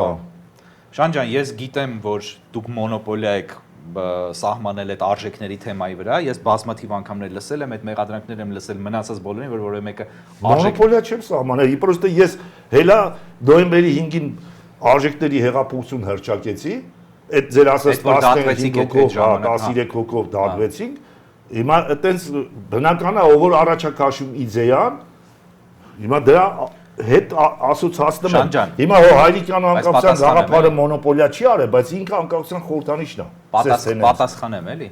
որտեվ այս հարցը շատ է հնչել մեղադրանքը, հիմա ուղիղ իմ ներկայությամբ հնչեց, որի համար շնորհակալ եմ, պատասխանեմ։ Բայց դուք համաձայն եք, որ ազգերին կերտումը արժի համակարգը։ Միանշանակ։ Ոչնչացումը արժեքների դեգրադացիա։ Առավել քան համաձայն եմ։ Առավել քան համաձայն եմ։ Այդ բանը մեղադրանքը անընդհատ որ հնչում է, ես այլոց մասին չեմ խոսի, բայց ինչքան հասկացել եմ այս տարիների ընթացքում իմ խոսածածը եւ օրինակ Պապյանի անունը տվեցիք, Պապյանի խոսածածը, հենց դրա մասին է, մենք կարող է արժեք բառը ամեն խոսակցության մեջ չենք ասում, բայց մեր ամբողջ ես իր անունից չեմ ուզում խոսել, բայց իմ գնահատականը իր խոսքին նույնպիսին է, որ ինքն էլ է այդ նույն բանը անում, ինչ որ ես այդ առումով։ Մեր ամբողջ կամ իմ ամբողջ խոսվածքը, ասածը եւ մեսիջը, որ ես փորձում եմ փոխանցել ինձ լսողների, ինչ եմ ասում ժողովրդին, ժողովրդը ինչ չի լսում։ Պետք է չի որ լսի, իրանք թքացել ունեն իմ ասածների վրա։ Դա արժեքների մասին է։ Այն երբ որ ես ասում եմ պետք է ունենալ արժանապատվություն, պետք է հայրենիքը պահել, չի կարելի էս, չի կարելի այն, երբ որ ես ասում եմ, որ սա ոչ կլաս չունեցող պահվածք է, կլաս ռուսերենով չէ, ասենք լատինական իմաստով, հա, անգլերեն իմաստով, դա այդ բոլոր արժեքների մասին է խոսքը գնում։ Ազգայինի վրա շեշտ դնելը դա արժեքների մասն է, երբ որ արժեք բառը չենք ասում ձեր պես։ Ես ազգայինի վրա չեմ դնում, մարդկային բարոյական արժեհամակարգը։ Բայց այդ ամեն ինչը ինչի մասին գոնե ես խոսում եմ, դա արժեքների մասն է խոսքը։ Չպետք չի ասել դա ենթադրվող է հասարակության համար, դա արժեք է, մեկ արժեքի մասին հասարակություն կորցրել արժեքները։ Բայց այդ մեղադրանքը կներեք ընդհանրապես էզոթերիկ մեղադրանք է։ Մի հասարակություն, որը ինքը կորցրել է արժեքները կամ դեգրադացվել է, նա այդքան հեշտ չի ընկալի, եթե նա այդի ընկալել կարևոր է։ Միգուցե կան հասարակություններ, որտեղ արժեք երբևէ չի եղել։ Միգուցե կան այդպիսի հասարակություններ։ Այդ ձև հասարակություններ կան, մեկը իրանց իշխողներն են իրանց արժե համակարգը ներդնում, այնքան ինչքան պետք է։ Ես խոսում եմ Հայաստանի մենք տեսնում ենք, չէ՞։ Ես խոսում եմ Հայաստանի մասին, օրինակ դաժե կարող է դա Հայաստանին էլ վերաբերում, որ արժեք չի եղել երբևէ, կարող է։ Չէ, մի րոպե ասեմ։ Խորենացին գրել է այդ արժեքների դեգրադացիայի մասին, ողբում գրել է։ Դեգրադացիայի չէ, արժեքների չլինելու։ Չէ, ոչ չի եղել, բա Խորենացին խիա գրում ասում։ Խորենացին, Շանթ, Խորենացին 5-րդ դարի պատմիչ է, թեև պնդումներ կան, որ 7-րդ դար, բայց ես համոզված եմ, որ 5-րդ դար։ Բայց 5-րդ դարը դա հայոց ոսկե դարն է պատմության մեջ, երբ որ ազգային ինքնագիտակցությունը եւ ազգային ինքնությունը ձևավորումը հասավ ավարտին, ամբողջացավ։ Եվ դա աշխարհում ամենաառաջին դեպքերից էր պատմության մեջ, որտեղ հայերը մտածում են, թե Տիգրան Մեծի օրոքել է եղել են ազգային ինքնագիտակցությունը, ինչ կար 5-րդ դարում կամ դրանից հետո չի եղել։ Խորենացին ընդունում եք միանշանակ։ Բայց նրանից առաջ, եթե ներողություն ասեմ, ավարտեմ միտքս որպես պատմաբան, եթե Խորենացին 5-րդ դարում այդ բանը ասում է, դա նշանակում է, որ Իրանից առաջ հաստատ շատ ավելի լուրջ խնդիրներ են եղել։ Եվ իրենից հետո էլ են շատ ավելի լուրջ խնդիրներ եղել։ Հիմա թողեք ես ասեմ նույն Խորենացուն մեջ բերելով, երբ որ ինքը խոսում է Արտաշես արքայի մասին, ասում է նրա օրոք անմշակ դաշտ ու ձոր բան չմնաց։ Այսինքն ինքը ըստ էության ասում է, որ գործազրկության խնդիր է լուծել, այսօրվա տերմիններով եմ էլի ասում։ Հետո երբ որ ինքը ասում է, որ սահմանը քարեր դրեց ոչ միայն սահմաններին, այլև այս գյուղում խոսքի դու քյոխվայես 100 մետրը քոնա, ես ռամիկ եմ 10 մետրը իմնա, իրավունք չունես իմ դաշտ մտնես, դու էլի իշխողը դու ես շատը քոնա։ Այսինքն ինքը սեփականության իրավունքը Արտաշես արքան երաշխավորեց։ Դետի հենց խոսում է, որ այն ժամանակ եղել այդ արժեքները, մի օրում Արտաշես արքան ասում է 15 հոգու տվեց ազնվականի կոչում։ Ասում է օրինակ Դիմաքսյանների դինաստիան ինչի ստեղծեց ասում է, եւ որ արդեն Երևանում մեջ մտնում էին պալատը այնտեղ ախրանան կռի վերանում, այս Դիմաքսյանը քաջ զինվորեր ասում է, քանի հոգու կոտորելով մտավ դուռը բացեց, տվին ասում է դեմքը կիսվավ, արքան ասում է որ հաղթեց գահը նստեց, ասեց որ քո երեխեքին կանջես դուք այլևս կոչվեք Դիմաքսյաններ, որ մարդկային պատմության մեջ մեր ժողովրդի բոլորը իմանան ինչ եք դուք Դիմաքսյան, որ ձեր հերը սենց հերոսություն է արել, տվել են դեմքը կիսել են ու այդ բանը հերոսական դրվագը պետք է ձեր ցեղի հետ միշտ շարունակի։ Տրունիների մասին էլ ասում են գանձապա, այսինքն Խորենացին գրում է, որ արժի համակարգը եղե Արտաշեսի վաղ դրված։ Չէ։ Ով էր Արտաշեսը։ Ասեցի Արտաշեսը ով էր։ Ստրատեգոսներ նշանակված սելևկյան կայսրության կողմից, որը առիթը օգտագործեց անկախացնեց որը ծագումով Նազարբայևը, Թուրքմեն Բաշին մյուսը, բայց Դեմիրճյանը դա չարեց։ Ասեմ էլի։ Արտաշեսը ծագումով իրանական ծագում ունեցող, իրանական բարձրավանդակից ծագող։ Չէ, ինձ դու ուրիշ Արտաշեսի մասն ես ասում, այդ աշխարհակալի մասն ես երևի։ Ես ասում եմ Արտաշեսյան դինաստիայի հիմնադիր այն Արտավազդի հորը, որը բանի պատերազմը որ նույն բանն Արտաշեսյանները բոլորը նույն ծագում։ Մի րոպե, չէ, ես դրա մասին չեմ խոսում։ Ես ասում եմ նույն բանն է այն առումով, որ Արտաշեսյան դինաստիան ծագում էր իրանական բարձրավանդակից, ինչպես եւ արշակունիները, որոնք ավելի միջին Ասիայից էին։ Արտաշեսի ժառանգորդներն են։ Ես ասում եմ ստրատեգոս Չեմ Արտաշեսի կարողանում մասին։ ավարտել միտքս։ Հա, հիմա ես անձերի վրա չեմ ուզում կենտրոն։ Ես Չէ, դու ասում ես չի եղել, նախ ես კი կարա Արտաշեսի անունը չտայի, ասեի 200 տարի։ Շատ ասեմ, հետո ասա։ Չէ, դու ես ասում որ չի եղել դրանից առաջ արժի Ես համակարգ։ խնդրում եմ մի փոքր։ Ես չեմ ասում արժի համակարգ չի եղել։ Ամփոփեք, Չէ, ասի, որ- մի հարցի մասին ենք դեռ խոսում։ Բայց սա ամենակարևոր հարցն է, կարծում եմ արժե վիճել, որտեղ Դե նաև դուք գիտեք, որ շարքի հետ միշտ երկար է մի հատ լինում բան այդ էլ, հա, ամենը, մի հատ բան էլ ասեմ, հետո որ Համոզվեցի։ դուք խոսակ, ասում եմ, որ դուք ասում եք մենք խոսում ենք արժանապատվություն, դուք ճիշտ եք ասում, բայց եթե հասարակությունը Ջան ավարտեմ էլի, այդ միտքս չեմ կարող։ Մի նախադասություն պիտի ասեմ։ Նախ դուք չես թողեցի Արտաշեսյան դինաստիան դա պետականաստեղծ դինաստիա էր։ Գրեթե բոլոր թագավորներով Արտաշեսյանների 1-2 բացառությամբ։ Նրանք պետական, երբ որ դու պետության ղեկավարի մասին ես խոսում, ընդ որում բացարձակ իշխանություն ունեցող կառավար չի, ոչ դեմոկրատիա կար, ոչ բան կար, Աթենքի պես էլ չէր, որ դեմոկրատիա լիներ հին։ Ոչ, բացարձակ միապետություն էր, բացարձակ միապետի օրենացուց առաջ արժի համակարգ, ես չեմ ավարտել խոսքս, որ ասենք ինչ եմ ասել։ Հա, ոնց ասեցի Բացարձակ միապետության պայմաններում խոսել ժողովրդի արժեքներից, երբ որ բացարձակ միապետի գործողությունները վերագրենք ժողովրդի արժեքներ ունենալու հանգամանքին, սահմանակարեր եւ այլն, դա պետականաստեղծ, պետականակերտ, պետականա կառավարիչ գործողություններ են եղել։ Դա կլինի Արտաշես առաջինը, թե կլինի Արտաշես 47-րդը, բացարձակ կարևոր չի։ Մենք խոսում ենք դինաստիայի մասին։ Մենք չենք խոսում ժողովրդի մասին։ Այ խորենացին խոսել է հայ ժողովրդի մասին։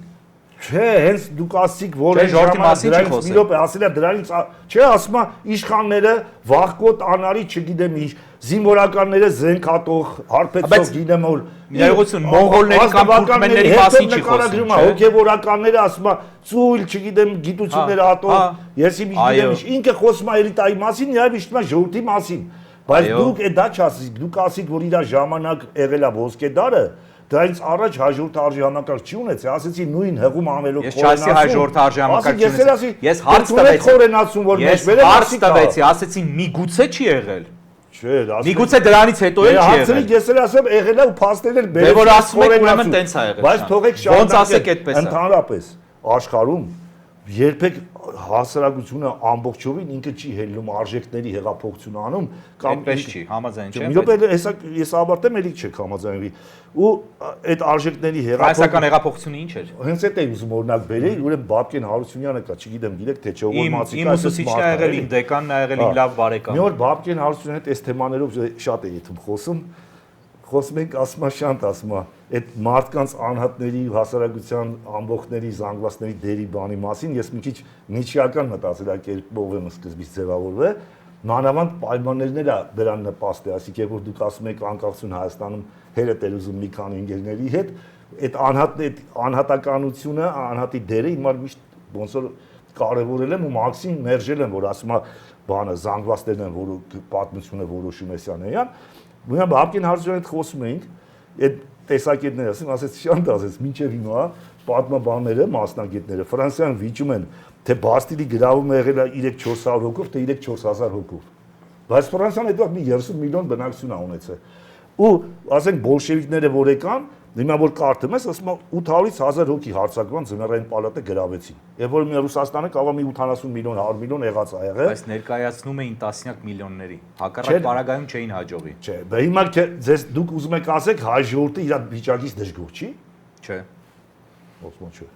Անհատները դժգոհ են, հայ Ըստ էության, մի րոպե ժողովուրդը դժգոհ է գնում ընտրում եք, այս իշխանությանը, որ այս վիճակի պատասխանատու է, դժգոհ չի։ 49% ըստ պաշտոնականի եմ ասում, Շատ դժգոհությունը որտեղ եք տեսնում։ Շատ։ Մի րոպե 49%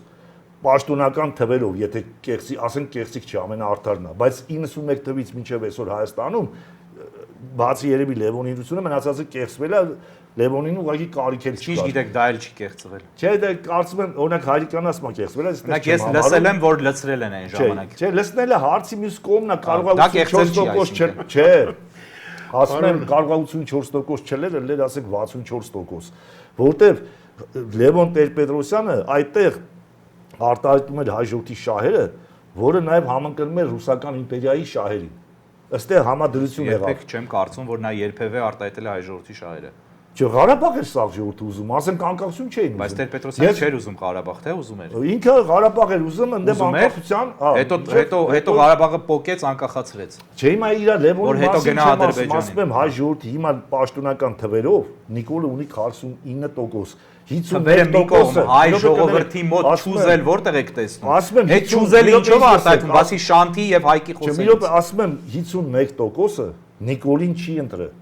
Այլ հարց, որ Հայկը, Շանթը, Պողոսը, Պետրոսը չեն կարացել Իսկ կարող է ընդհանրապես չի գնացել ընտրության եւ դրանով ընտրել է Նիկոլին։ Չէ, չի գնացել հիմա։ Բայց այդտեղ Նիկոլի անձը հեչ կարևոր չի, այդ անունը արդեն կարևոր չի։ Դուք եք կարևորը իշխանությունը եւ օրակարգն։ Ես ասում եմ աշխարհում ոչ մի ժողովուրդ։ Ասում եմ դժգոհություն։ Իր մեծամասնության մեջ չի էլ ինքը իշխան է դժգոհի։ Հիմա հետ դա շատ սխալ թեզ է, այդպես չի։ Սովետի մեջ, որ դուք ասում եք ինչ էին անում։ Եվ որ քարոզչություն էր այդում դիսիդենտների կողմից, էսի սխալա, էնի սխալա, մարդը սեփական, այդմա իր դզող փչող աշխատեն բռնումա BХՍ-ը տանումա։ Քարոզչությունը ոնց է։ Այս բոլորը այնքան դեր խաղաց։ Ընկեր Սովետում շատ ոնց էր ընթանում այդ քարոզչությունը թերթերով, ռադիոյով, Սովետում Պարոն Ղուշյանի մոտ գալով։ Not is this, Հայկ ջան, 17 միլիոն պաշտոնապես եղել է կոմունիստական կուսակցության անդամ, չհաշված ուժային կառույցները, KGB, բանակ, մանակ, չէ։ Եվ որ Սովետը փլուզվում էր, 1 միլիոն մարդ չէին կարող հանեին փողոց։ 17 միլիոն կուսակցական կարե, կուսակցականը կոնկուրսը ջարդում էին, փակում էին շենքերը, զորը տանձի հետ։ Տարբեր ժամանակներ են, տարբեր վիճակներ են։ Կներեք, ինչի դուք Արտաշեսի վրա օրինակ եք բերեն, որ մի հատ անձ էլիտա դրեց, մրեց, հիմա է որ ասում են բոլոր դարերում ատենց։ Պրոստը ստե մի քիչ խաղի կանոնները բարդացել է, գերտերությունները կարողանում են այլ երկրներին միջամտեն, ասենք իմ ու կոնոման տղեն հայ ժողովուրդը դժգոհ է, հայ ժողովուրդը դժգոհ է, պայքար կա, այս ամեն ինչը ըստ քո խոսքերի։ Ասում են բոլոր երկրներում բոլոր տեղերում էլ այսպիսի վիճակ է։ Գումիլովի մի հատ կարտա, ասում է կան պասիոնարներ եւ կան բաներ, այդ հարմոնիստիներ։ Սա կոչվում է ատմասկա, հայ ժողովրդին ատմասկա անել։ Պարոնեք, մի րոպե խնդրում եմ։ Դու ես ատմասկա տալի պայքարողներին, չպայքարողներին։ Չպայքարողը եւ պայքարողը ովքեր են։ Պայքարողներն ովքեր են։ Պայքարողը ես եմ, իմ ընկերներն են։ Ու ասեցի չէ, մի քանի ես Շանջան եթերներով ես պայքարում։ Ինչով? Որ գնում ես եթերներ խոսում ես պայքարում ես։ Հիմա ես գլխավոր պայքարը ո՞րն եմ համարում։ Ինչի երկու ընտրությունների ասի կմասնակցեմ, չեմ մասնակցում։ Ես համարում եմ հասարակության բավարար հասարակությանը չեմ կարացել արժեքների կարևորությունը։ Դու ես մեղավոր ոչ թե հասարակությունը, որ թքած ունի քո արժեքների վրա։ Չէ, մեղավոր եմ, մեղավոր չեմ, ես ասում մեղավոր չեմ, բայց ինձ մեղավոր չես, ինչ ես ասում, ես եմ մեղավոր։ Նոր ասի ես եմ մեղավոր։ Չէ, կարող է լավ չեմ արել, չեմ արել։ Չես ասի, ես ասեմ կարող է լավ չեմ արել, ոչ թե մեղավոր եմ։ Դրանք տարբեր բան են։ Դե որ լավ չես արել, մեղավոր ես, էլի, տարբեր բաներ չեն։ Չէ, ես պարզ ճշմարտություն ասել եմ։ Մի բան մարդ որ լավ չի անում, լավ չանելու մեջ մեղավոր չի։ Չէ։ Լավ է, չէ, մի րոպե տարական ճշմարտություն ասելու համար պետք չի հատուկ մեթոդներ կիրառել։ Բայց եթե հասարակությանը ճշտանները կարողացել են դեգրադացնել, կոպեսներն են լուսալեկեն վերջնական։ Շանթ, ասեմ հետեւյալը։ Շանթ, լսի, ոչ մի հասարակության հնարավոր չի դեգրադացնել, եթե հասարակությունը չի ուզում դեգրադացվի։ Ինչ չի թվում, ես քեզ ասում եմ որպես քաղաքացի։ Հասարակությունը պիտի ուզենա դեգրադացվի։ Չէ, թողեք ես իմ ասելիքը ավարտեմ կարևոր։ Թողենք ավարտեմ։ Հիմա ես ասում եմ, որ ընդհանրապես օրինակ այդտե Հիտլերն է լավ գրում Mein Kampf-ի վերև։ Լավ էլի մի բան արա, մի ցիկել էլի այդ կերպարները։ Մի րոպե, ես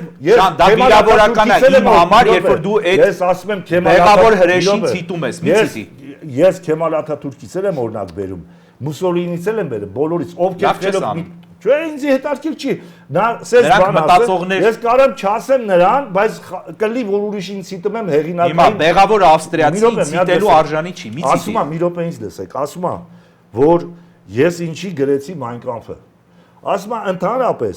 գրավոր խոսքը զանգվածներին չի ոգևորում։ Բանավոր խոսքն է ոգևորում, սկսած Քրիստոսից Մուհամեդով եւ այլ աշխատանքը, որ դու ցիտում ես, ցնդաբանությունն է, ոտքից գլուխ։ Գրած ասում եմ, գրածը ինչ։ Ասում, մի րոպե էլի։ Այմարդ հիմա դու հոգեկան ես որ չասեի իր անունը չտայի, մարդակեր, մարդասպան հիվանդին ցիտում ես, մի ցիտի, ճիշտ չի։ Չէ, ես դու մի բան ասում ես 600,000 հայ է սպանել, մի ցիտի այդ մարդը։ Այդ մարդը հայ չի սպանել, կագրած ընդհանրակ ասել է ով է հիշում հայերի ցեղասպանությունը։ Բայց այսինքն կարող ենք միատել մենք անել, այ դա է ասել։ Ճշմարտությունը Ասելա լավ են արել թուրքերը արել։ Լավ չեն արել ասելա։ Իր ասած իմաստը դա է, Շան, դու եք հասկացել։ Էդ էլ չգիտես ուրեմն, նա ասում է, որ ասում է Չինգիզ խանը, ասում է նայեք ով է հիշում հայերի ցեղասպանության մասին, ուրեմն մենք էլ կարող ենք անել, դա է ասել։ Մի րոպե ասում է Չինգիզ խանը թեթև սրտով կոտորում էր միլիոնավոր կանանց եւ երեխաների։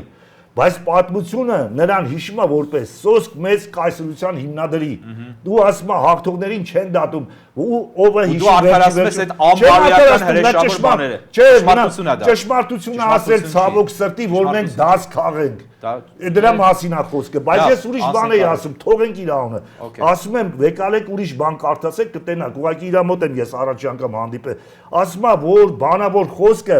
ավելի ազդում զանգվածների վրա, քան գրավոր խոսքը։ Քո խոսքը ազդել է զանգվածների վրա։ Հիմա ես ասում եմ, հենց այդ էի ասում։ Ես ինչի չեմ մասնակցում, ասում եմ, դեռ բավարար, այսպես ասած, հասունացման արժե համակարգի կարևորության հասարակությունը չի եկել, որ շատ վաղ 10 ախպերի բաժեկներ չի եկել, որ ինչ ես կարծում, ինչի չի եկել։ Որտեւ կան հակառակ ճշտամիներ, որոնք հա դեգրադացնում են, աշխատանքի Բայց ինչի են դեգրադացիան ընտրում, քո խոսքը արժեքների չեն ընտրում։ Մենակ են, որովհետեւ բախեմ դժգոհ, որ հայկը խելացի տղաքի չի մենակ, ինչի քո պես շատ մարդիկ չկան։ Բակու հետ հիմա բանավեճ եմ անում, որ կամ դու էլ գաս այդ մտքին, ասես ախպեր։ Ես նոր պիտի գամ այդ մտքին, այսինքն։ Հա, որտեւ երբ որ դու ասում ես արժանապատվություն ունենա, հիմա ստեղ դու ինձ դաստիարակես, ես գամ այդ մտքին։ Դաստիարակելու հարցի քեզի գլխի եմ գցում, կարող է ուշադիր չես եղել կամ դրա կարևորությունը չես ջոգել։ Ես ուշադիր չէի։ Բայց ես նաև ճշտում եմ, որ հնարավոր է, որ հայկը երբևէ ժողովրդինասի ախպեր արժեքների հեղափոխություն է պետք, որ մենք չմեռնենք։ Հայկի ասածը առաջին օրվանից դա է։ Չէ, այդպես չի, որ ասում ես խոսում ենք սաղ էլ ինչ որ բանից խոսում են, մարդիկ ասում են ես հանճարների ու տաղանդների կուսակցություն եմ ստեղծել, ուրեմն արդեն ես այդ խնդիրը լուծել եմ։ Ո՞ր ասում է, էական չի դա։ Հիմա ես ասում եմ, պետքա հասարակությանը դետալ քարոզել, շատերը ասում են, քարոզի Շան, քեզ ավելի են հրավիրում, քան ինձ։ Ես մի րոպե, ես դրա համար ասում եմ, քարոզում եմ արժեքները ու դրա համար քանի ես քարոզում եմ, եթե կստացվի կոնսոլիդացիա, ես վստահ եմ, որ պայքարում ես, քանի դեռ դու պայքարում ես արժեքներ քարոզելով, մի րոպե, արժեքներ քարոզելով, հեսա Զանգեզուրը կտանեն, հետո կգան Երևան։ Այստեղ նայեք տարածքը երկրորդականը, եթե ազգը ունի ինքը բարոյական ոգի, եթե ես խոսքը մեջում Բա մենք այդ ոգին նախ կա կարող է բավարար չի այսօր։ Եթե արժեքները լինի, ոգին կուժեղանա։ Հարց եմ տալիս կա, ոգի կա։ Հա ոչ չէ։ Բա եթե ես կամ լիքը մարդ կա, Հայրիկյանը կա, Ազատ Արշակյանը կա, չգիտեմ, Վարդան Հարությունյանը կա։ Ազատ Արշակյանը այս իշխանության հետ է։ Չէ, եթե թողենք ես խոսում եմ։ Ոնց թողենք։ Ասում ես Ազատ Արշակյանը կա արժեքներ բան, իշքան գիտեմ իշխանության կենսագրությունը ավելին է, քան իր։ Այսինքն անցյալում որ լավ բան են արել, այսօր Մինչև անկախություն այդ մարդիկ հաղթեցին։ Բայց այսօրվա դիրքորոշումը է։ Այսօր էլ ինքը ռուսների դեմ շատ ճիշտ քննադատում է։ Ինքը սկի Նիկոլին չէր պաշտպանում։ Ուղղակի չէր քննադատում, որտեղ ինքը ասում է երկու ճակատով չեմ կարող կռվեմ։ Էդի Բիսմարկից սկսած ասել են երկու ճակատով հնարավոր չի կռվել։ Հա, Ռուսաստանի դեմ հատկապես։ Բայց ես ավարտում եմ, ասում եմ, քանի արժեքների բանը չի եղել կոնսոլիդացիա հանրային գիտակցության մեջ այդ սպառնալիքը կա մեր երկրի, բայց նաև ես եկել եմ այն մտքին, որ այսօր գլխավոր խնդիրը լուծելու համար նախ պետք է հասարակությանը քարոզես արժեքների կարևորությունը, ոչ միայն արժեքները, այլ արժեքների կարևորությունը, դերն ու նշանակությունը։ Հիմա որ դու ասիկ դու չես պայքարում, ինչ ես անում, ասի այսօր իմ խնդիրն է, դասեն կարող ես 7-րդ դարում ապրեի, հելեի գյուղից գյուղ ընկնեի բանը, ես պանիր հացը վզիս մեշոկը վզիս, եթե գյուղից գյուղ կայնեի են Մուհամեդի բանի պես քարոզեի, բայց հիմա կա էկրան, ես արիթը բոլոր էկրանում խոսում եմ, դաժե մարդիկ ասում են զզվացրել է այդ արժեքներից ու բա տեսնում ես, փաստորեն պահանջակ չկա։ Բայց կողմնակ չէ, բայց կողմնակիցներն են հայտնվում։ Հիմա ես գտնում եմ, որ այդ բավարար չի այդ կողմնակիցները, որպեսզի արժեք պրետենզիան ո՞րն է։ Չկա պրետենզիա չկա, լավ, մի րոպե։ Քանի որ մեր զրույցը աննկատ փոխանցվեց դարձավ բանավեճ, ես չէի ուզում։ Դες մի բանավեճ չի Չէ, հասկացա, բայց ժամանակը դուք պարոնեք շատ ավելի սուր բանավեճ է։ Մենք եթերում ենք։ Ես առաջարկում եմ այսօր այսքանով սահմանափակենք, թող մարդիկ յուրացնեն, մարսեն ձեր այսօրվա ասածը, որպեսզի վաղը միսօր հնարավոր լինի շարունակենք։ Համամիտ եք։ Միանշանակ։ Շելի բարեկամներ, ես ուզում եմ շնորհակալություն հայտնել այսօրվա մեր բանավեճի արդեն մասնակիցներին եւ հուսալ որ նման իսկապես հետարքիր բանավեճեր առաջիկայում կլինեն